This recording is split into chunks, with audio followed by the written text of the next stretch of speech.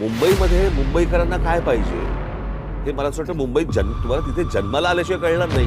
बाहेर येऊन ज्याला तुम्ही ती एखादी गोष्ट बघता, शहर बघता किंवा एखादा देश बघता ना, तुम्हाला समजणारच नाही तिथले प्रश्न काय ते. तुम्हाला समजणारच नाही तिथले प्रश्न काय ते. आज राज ठाकरे म्हटले की नागपूरचे मुख्यमंत्री आहेत, त्यांना मुंबई काही कळत नाही आणि मुंबई कळायला मुंबईत जन्माला यावं लागतं.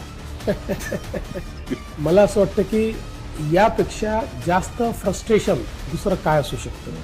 उद्याच्या काळामध्ये देशाच्या प्रधानमंत्र्यांनी कुठे जन्माला यायचं, देश कळण्याकरता. गुजरातमध्ये जन्मलेले माननीय मोदीजी यांना जेवढा देश माहिती आहे, काश्मीरपासून कन्याकुमारीपर्यंत आणि गुजरातपासून तर अंदमानपर्यंत, तेवढं कोणाला माहिती.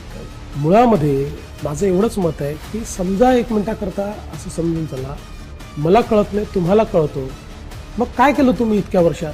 मुंबईच्या मराठी माणसाकरता काय केलं? मुंबईच्या मराठी माणसाला मुंबई सोडून दूरवर घर घ्यावं लागलं, आपण काय केलं?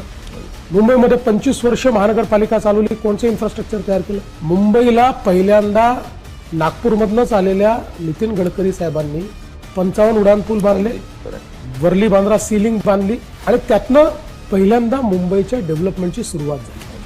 आणि त्यानंतर माझ्या काळात झाली आणि आता शिंदेजींच्या कारण पुन्हा माझ्या काळात. आता आम्ही नाही जन्मलो मुंबईमध्ये, हा काय आमचा दोष नाही आहे, पण मुंबईत जन्मलेल्यांनी पहिले हा हिशोब द्यावा की तुमच्या सत्तेत तुम्ही काय केलं. आणि म्हणून फ्रस्ट्रेशन शिवाय निराशेशिवाय काही नाही, फ्रस्ट्रेशन शिवाय निराशेशिवाय काही नाही.